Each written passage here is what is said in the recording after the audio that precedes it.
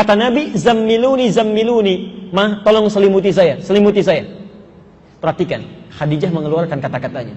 Duhai suamiku sayang, engkau itu orang baik, tidak pernah punya musuh, selalu menyambung silaturahim. Yakinkan pada dirimu, saya selalu mendampingi engkau, selalu bersamamu dalam suka dan duka. Sallallahu ala Muhammad, sallallahu alaihi wasallam. Topik ya. Ayo kita mulai. Satu, kita mulai dengan dulu, mawaddah, sakinah belakangan, itu paling gampang ya. Apa itu mawaddah? Sering diucapkan tapi tidak mudah untuk mempraktekannya ya. Mawaddah itu asalnya dari kata maddah. Maddah, sesuatu yang terkait dengan hal fisik, materi, fisik, materi. Uang itu maddah, handphone itu maddah, tampilan fisik itu maddah, cara jalan, cara bicara, fisikal sifatnya ya. Kata Quran, kalau cinta, kehidupan keluarga ingin langgeng seperti konsep tadi, saling bantu, saling tolong, saling mengayomi, maka yang pertama bisa diwujudkan itu maddah dulu. Maddah ya. Sesuatu yang terkait dengan fisik. Kalau sifat fisik ini ingin dibentuk, dimaknai dalam bentuk perhatian, cinta, maka berubah namanya dari maddah menjadi mawaddah ya. Di mawaddah itu rasa cinta yang lahir dari perhatian fisik, materi. Ini kan gak bisa dipungkiri ya, bapak dengan ibu tertarik menikah kan asalnya dari fisiknya dulu kan, fisiknya ya. Bapak lihat ibu cantiknya kan, jalannya, anggunnya, akhlaknya, fisikal. Ibu lihat bapak juga begitu, gantengnya, komisnya, tegapnya, dompetnya, semua. Oh udah fisik, fisik ya, betul, fisikal ya. Makanya kata Nabi, ciri orang ketika akan menikah itu mencari 4 hal dulu. 4 hal ya. Tunkahul mar'atu li arba'in. Perempuan dinikahi karena 4 hal ya. Kenapa disebut perempuan, tidak sebaliknya ke laki-laki menikah dengan 4 hal, tidak. Ini sama saja sebetulnya ya. Ibu cari bapak itu dengan 4 hal, bapak cari ibu pun 4 hal ya. Cuma kenapa disebutkan ke perempuan? Karena sifat perempuan menunggu. Menunggu bukan mencari ya. Sifat umumnya ya. Satu, maaf, li jamaliha, karena cantiknya, gantengnya, parasnya ya. Tapi mohon maaf ya, mohon maaf, ini kadang-kadang sering keliru. Ada jamil, ada jamal, itu lain.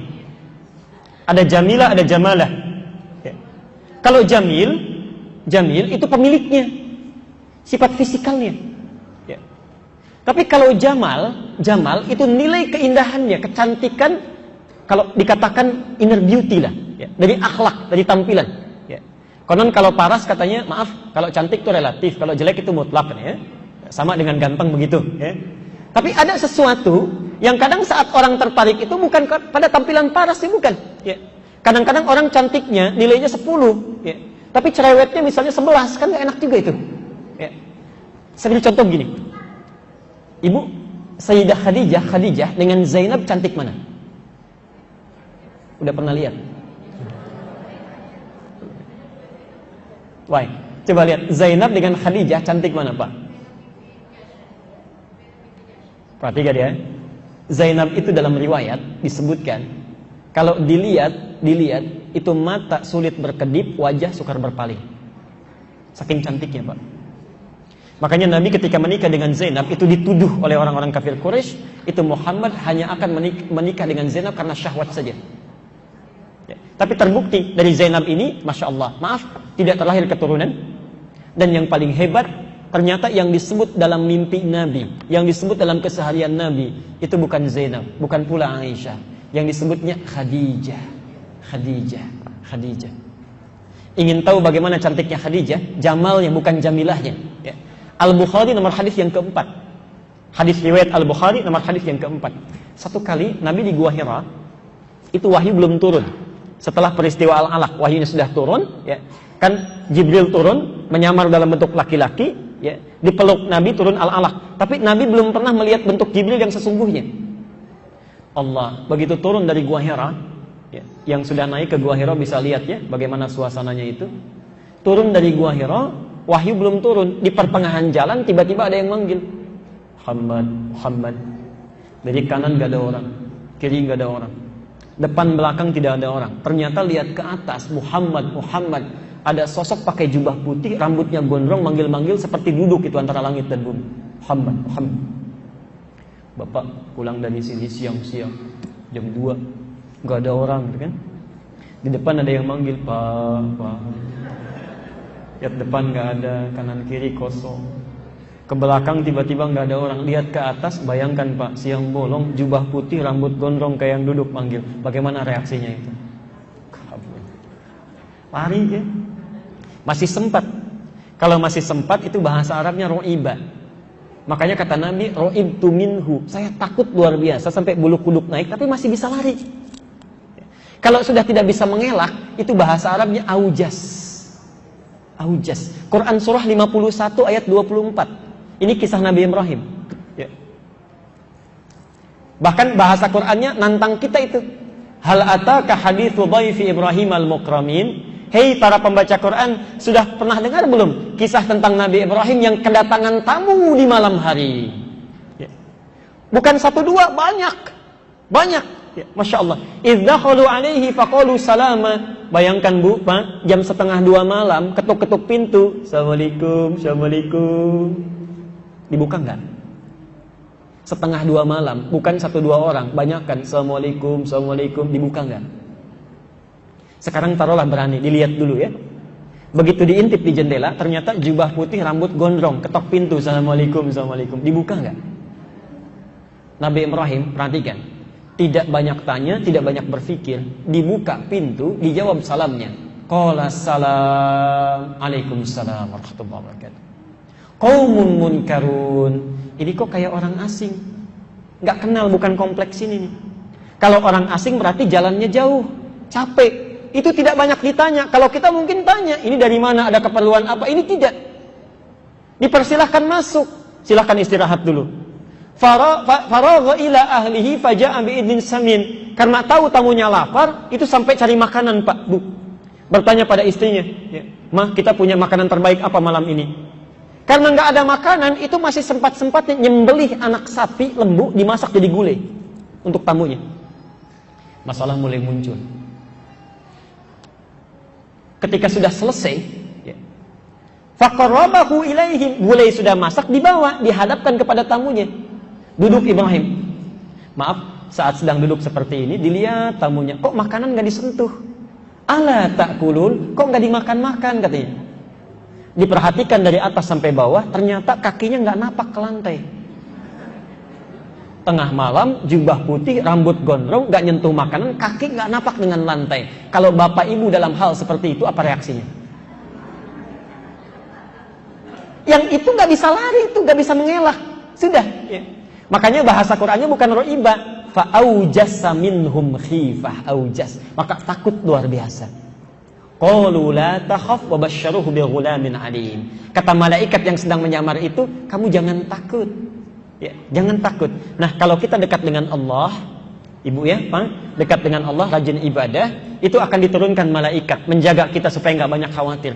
Tsumastaqamu tatanazzalu alaihimul malaika alla takhafu. Orang yang istiqomah dalam ibadah itu dijaga malaikat, gak khawatir dia. Saya kembalikan kepada Khadijah. Nabi lari sampai di rumah, ketuk pintu, dibuka oleh Khadijah. Yang ini yang saya sebutkan jamalah, Bu. Begitu dibuka oleh Khadijah, Khadijah belum bicara. Melihat parasnya Khadijah saja itu setengah kegelisahannya hilang. Saking cantiknya. Setengah kegelisahannya hilang. Lalu ditarik oleh Khadijah, dibawa ke kamar. Kata Nabi, zammiluni, zammiluni. Mah, tolong selimuti saya, selimuti saya. Perhatikan, Khadijah mengeluarkan kata-katanya. Duhai suamiku sayang, engkau itu orang baik. Tidak pernah punya musuh.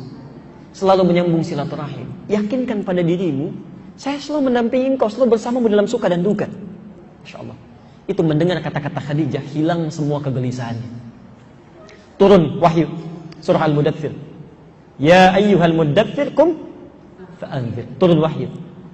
Poin saya, perhatikan, jamalah yang dimaksudkan dalam hadis ini itu bukan tampilan fisik secara material, tidak. tapi akhlak, kesempurnaan, kebaikan. Ya. Ibu maaf saya tanya dulu sebentar.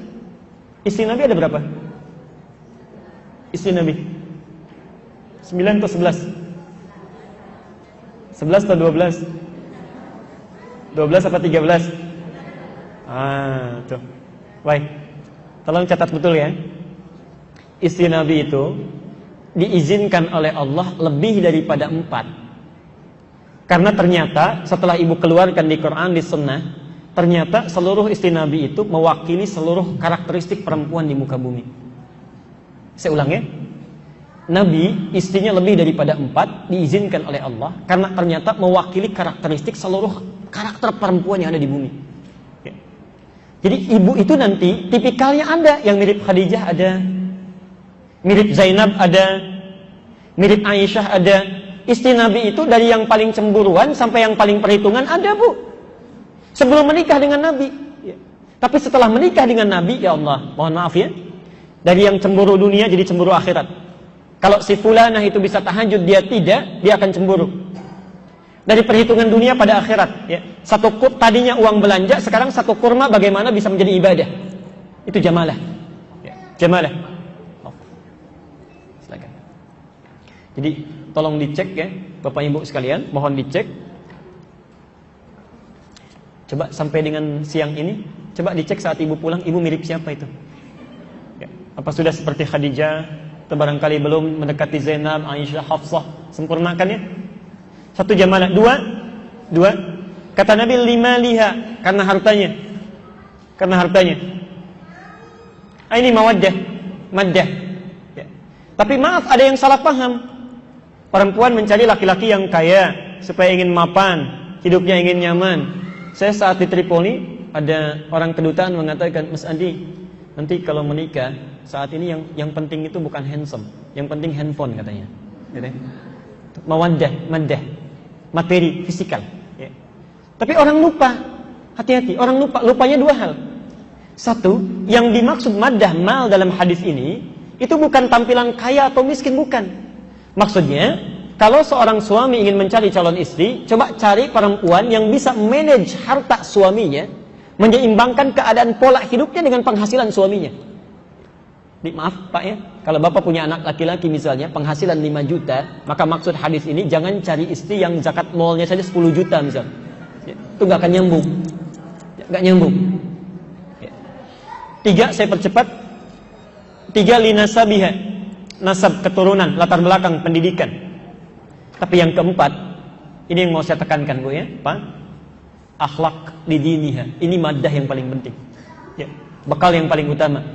Lidiniha, kata Nabi, lihat perilaku keagamaannya, sopannya, tuturnya, salatnya. Mawaddah yang dimaksudkan dalam ayat Quran ini, ya, mawaddah wa ja'ala bainahum mawaddah wa rahmah. Mawaddah yang dimaksudkan perhatian fisikal. Ibadahnya, salatnya, ya, bagusnya, akhlaknya, tuturnya, itu yang paling utama. Yang paling utama. Ya. Bapak untuk laki-laki dulu ya, karena ada bapak-bapak ini. An-Nisa 34. An-Nisa 34. Peran suami yang pertama apa di dalam Quran? Ar-rijalu qawwamuna 'alan nisa. Laki-laki itu pemimpin bagi istrinya, ya, bagi istrinya. Ibu, ciri khas pemimpin apa, Bu? Ciri khas pemimpin? Melindungi, apa lagi? Tanggung jawab, apa lagi? Ciri khas pemimpin itu yang paling dominan, tidak mau dipimpin. Itu yang pertama, ya. Makanya kalau ibu mengarahkan sesuatu, jangan seperti pimpinan. Ya. Jangan ada 2 matahari di rumah, itu repot tuh ya. Nanti saya masuk pada bagian yang lebih rincinya. Ya. Yang mau saya terangkan, hati-hati. Saat seorang suami dengan istri sudah menyatu, kadang-kadang suka lupa. Sebelum berumah tangga, mawaddah muncul. Coba kalau sebelum menikah, pulsa dibelikan, kan? Perhatian muncul, sakit gigi aja terbang dari Kalimantan sampai ke Kelapa Gading, muncul. Setelah menikah lupa. Ya. Padahal itu bisa dimunculkan, misal, ya, saat sedang gelisah, kenapa sih bapak kalau pulang nggak beli kue yang disukai oleh istrinya? Ya. Ibu saat bapak capek nggak masakan makanan kesukaannya, itu mawaddah namanya. Ya. Tapi yang paling penting, perhatian yang dimaksudkan, perhatian mawaddah dalam bentuk fisikal. Ya. Sholat, saat bapak mau sholat istrinya diajak, saat mau baca Quran istrinya diajak, tilawah sama-sama, itu mawaddah yang paling berkesan, Pak. Bu. Makanya disebut pemimpin, bukan pemimpin dalam hal duniawi saja, tidak, tapi dalam spiritualnya. Mohon maafkan saya, Pak, kalau bahasanya kurang tepat. Bapak kalau di masjid jadi makmum, tapi di rumah jadi imam. Bagaimana bisa menjadi imam yang baik kalau tidak bisa mengimami? Saya di Garut, ini kisah nyata, Bu, Pak. Saat pulang dari Panjalu, di Garut pernah ada satu pertanyaan. Ustadz, ada suami istri sudah menikah, baru menikah, itu laki-lakinya jarang baca Quran. Padahal maharnya mushaf, seperangkat alat sholat plus mushaf. Tapi jarang baca Quran, Masya Allah. Yang hafal, bayangkan, sampai menikah yang hafal cuma Al-Ikhlas saja, Qul Huwallah. Sampai menikah. Saat menikah ibu mertua ingin diimami, subuh baca Al-Ikhlas, maghrib baca Al-Ikhlas karena jahar. Begitu masuk Isya, kata ibu mertuanya, ini kisahnya tadi sampaikan pada kami. Kata ibu mertua, nah, ibu ngerti kalau baca Al-Ikhlas rakaat pertama, tapi tolong yang kedua ganti ya dengan surah lain.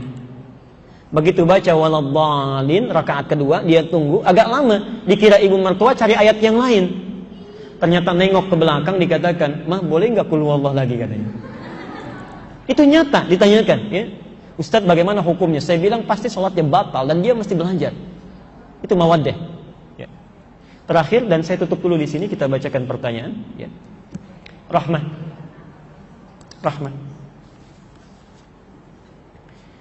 Cinta pertama lahir dari mawaddah, perhatian fisik. Ya.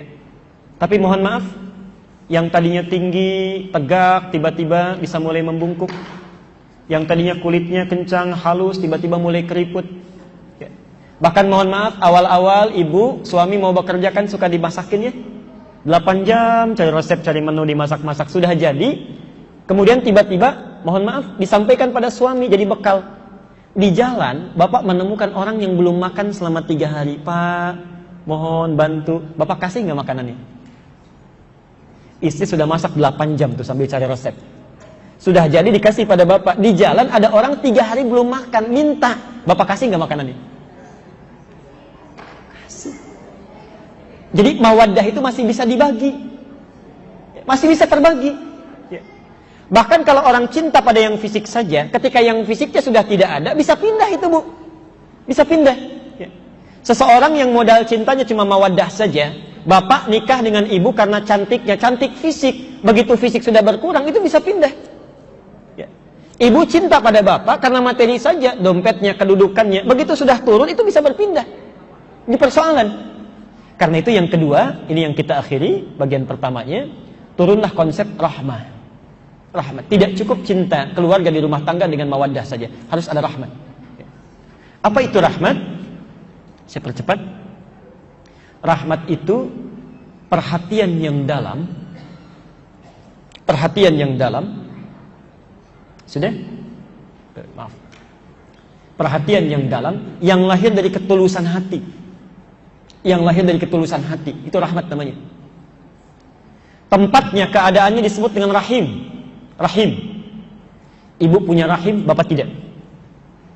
Kenapa tempat itu disebut dengan rahim? Mohon maaf kalau ungkapannya kurang tepat atau kurang berkenan. Karena di tempat itu ada sosok yang saking disayangnya setulus hati, ibu rela menderita, yang penting dia tenang. Miring kanan susah, kiri sulit, sakit, perlu dipijit-pijit, yang penting dia tenang. Ya. Makanya kata para sebagian ulama, kenapa bayi itu ketika lahir dia menangis? Hikmahnya karena takut tidak merasakan lagi ketentraman saat berada dalam rahim. Saking disayangnya itu. Insyaallah. Nah, kalau rumah tangga itu ingin awet, ingin bagus, maka dahulukan oleh suami terlebih dari istri, itu rahmat. Dorong dengan rahmat. Ya. Bapak mengajak ibu untuk tahajud, jangan cuma karena tanggung jawab saya, dengan rahmat, dengan sayang, tulus. Ibu mengajarkan pada ayah misalnya, dorong supaya mau berjamaah ke masjid dengan rahmat. Ya. Itu akan luar biasa, Masya Allah. Luar biasa. Susah untuk dibagi, Bu, Pak. Ya. Bagaimana caranya? Ini yang mau saya tutup. Quran surah ke-91 ayat 7-10. Dan di sini seringkali bencana di rumah tangga muncul. Karena tidak bisa rahmat dipraktekkan, jangankan 30 tahun, ada yang baru 3 bulan sudah berpisah karena hilang ini nih. Ya.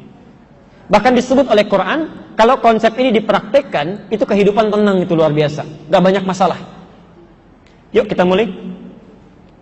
Wa nafsi wa ma sawwaha fa'alhamaha fujuraha wa taqwaha. Pelan-pelan. Saya mau tulis ya, di sini nggak ada. Di sini nggak ada, saya alihkan ke sini.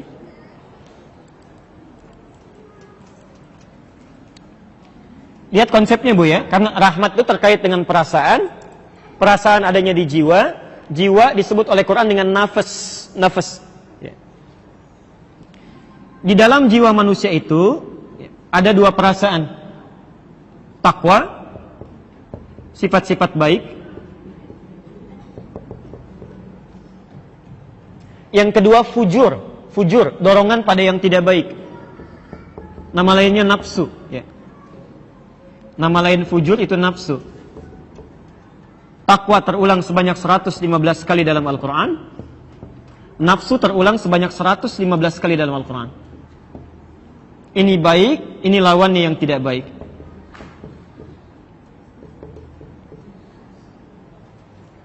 Sekarang fokus dengan saya. Saat Allah mengatakan di jiwa kita ada potensi baik disebut dengan takwa, ya, itu wujudnya bisa macam-macam. Misal, sabar itu takwa. Di saat ada orang mencela ibu, ibu bisa sabar, peluangnya ada. Karena di dalam diri kita ada takwa. Ya. Jujur itu takwa. Tawadhu, rendah hati itu takwa. Tapi saat yang bersamaan, mohon maaf, ketika sabar itu muncul, itu dibuat oleh Allah lawannya di sifat fujur. Lawan dari sabar apa? Misal, marah. Ya, marah. Jadi dalam diri kita itu ada peluang bisa sabar, tapi ada potensi juga untuk marah. Ya. Seseorang mencela kita, ibu bisa milih itu. Ya. Bisa sabar, bisa marah, silahkan. Tapi kalau ibu bisa memilih yang baik, kenapa yang buruk yang muncul? Saat Allah menciptakan jujur, dibuat lawannya. Lawannya dusta, bohong. Saat Allah menciptakan rendah hati, tawadhu, ada lawannya. Apa namanya? Sombong. Sekarang perhatikan, di sini konsepnya. Kita gagal dalam memahami ini, rumah tangga seringkali ada masalah. Lihat konsep Qurannya. Sifat ini, yang fujur, yang tidak baik, ternyata diciptakan oleh Allah, bukan untuk membuat manusia bermasalah. Menjadi tidak baik. Tapi sifat ini diciptakan oleh Allah untuk menjadi katalis kalau dalam ilmu kimia itu, ya. Menjadi katalis, ya. Menjadi pemancing, ya, supaya melatih yang sifat baik-baik ini muncul. Ya. Sifat yang jelek diciptakan, yang kelihatan jelek, bukan ingin menjadikan kita jelek, tapi sebetulnya untuk melatih yang baik-baik ini muncul. Kalau marah tidak diciptakan, bagaimana sabar ketahuan? Kalau dusta tidak dibuat, bagaimana jujur bisa tampak, gak akan kelihatan. Cara paling mudahnya kata Quran, kalau kita mendapati sifat marah itu hadir pada lawan bicara kita, maka pahami, ya, posisikan sifat marah itu untuk melatih yang sabar dari kita supaya muncul. Ya. Cara gampangnya, kalau ada di depan kita marah, yakinkan marah itu dimunculkan supaya sabar saya itu muncul. Ya. Marah dicipta supaya saya sabar. Ya. Di cara cepatnya, kalau ada orang marah, kita cepat sabar. Ya. Jelas ya? Ada orang bohong, kita harus jujur. Jelas sampai sini? Ya. Jadi kalau ini diterapkan dalam rumah tangga, enaknya luar biasa. Contoh, bapak pulang dari kantor, marah. Ya. Marah itu dibuat pada bapak, dititipkan, bukan ingin menjadikan bapak pemarah, bukan. Tapi untuk melatih kesabaran di ibu supaya muncul. Berbahagialah kalau suami sedang marah. Itu artinya sedang dilatih kesabaran. Ya. Ayo sebaliknya, cemberut apa lawannya? Senyum. Bapak kalau lihat ibu sedang cemberut, bapak diminta senyum. Gampang. Mah kenapa ya? Kayaknya kenal, selesai masalah. Ini kadang gak nyambung. Istri cemberut, suami marah, gak nyambung. Kenapa kamu begitu? Emang kenapa? Mulai masalah di sini. Teorinya gampang, prakteknya yang tidak mudah ya. Ustadz juga begitu, sama ya, sama. Makanya jarang ada ustadz ceramah bawa istrinya, jarang gitu. Jarang. Oke. Saya mau berkisah, saya nanti bacakan pertanyaannya setelah ini. Ini pernah dipraktekkan oleh satu keluarga. Ini saya sering kisahkan ini dalam setiap sesi fikih rumah tangga. Kami punya kerabat di Karawang. Itu Masya Allah, soleh, istrinya soleha, punya anak 3. Menerapkan konsep ini sampai sekarang masih nyaman. Pulang dari kantor, saya persingkat, itu suasana capek, lelah, lapar. Istri biasa begitu pulang nyambut depan rumah, cium tangannya, sudah assalamualaikum. Qadarullah masakan belum siap.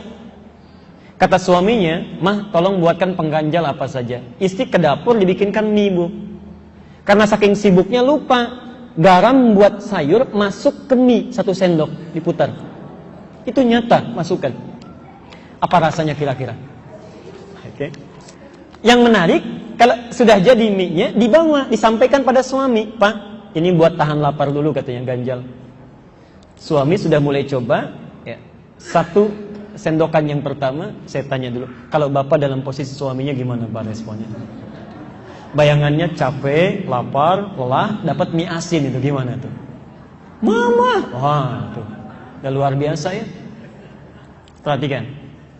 Tadi asin mie-nya kan? Asin lawannya apa? Manis. Maka keluarlah ucapan yang sangat manis. "Ma, sini sayang." Anak 3 masih panggil sayang. Datang. Saat datang, apa kata suaminya? "Lama rasanya gak makan berdua ya. Sini duduk samping papa." Ibu kalau dibegitukan tuh sama suami gimana rasanya? Belum selesai, ini nyata ya. Belum selesai, kata suaminya, "Sini papa suapin." 3. Masya Allah. Begitu disuapi, istrinya sudah tenang-tenang, senyum-senyum, ternyata tahu minyak asin. Bukan tertawa, tapi jatuh bersujud di kaki suaminya, nangis. "Bapak, mama gak sengaja," katanya. Tapi suaminya bagus sekali, manis sekali perilakunya. "Mama jangan begitu, bangun. Papa kan cuma bilang, lama rasanya gak makan berdua," katanya. Ibu tahu gak, Pak? Tadinya lapar yang hadir, capek hilang seketika. Gara-gara persoalan mie asin. Hilang laparnya, masak berdua di dapur, cinta tumbuh bersemi, sudah. Enak itu, nyaman. Kalau konsep ini diterapkan, yang kecil-kecil nggak akan diperbesar, yang besar jadi kecil.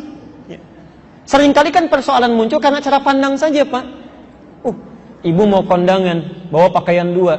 "Pak, mana yang bagus ya? Yang hijau atau yang merah?" Nanya pada kita jawab, "Kayaknya yang hijau deh, Pak." "Ah, masa sih, kayaknya merah deh." Katanya nanya, kita jawab masih protes juga. Begitu keluar pakai kuning, Pak. Kan luar biasa itu. Ya, kita sudah komentari kan, nah, itu kan persoalan ya. Baik, saya cukupkan dulu untuk materi, saya bacakan dulu ya, sebentar.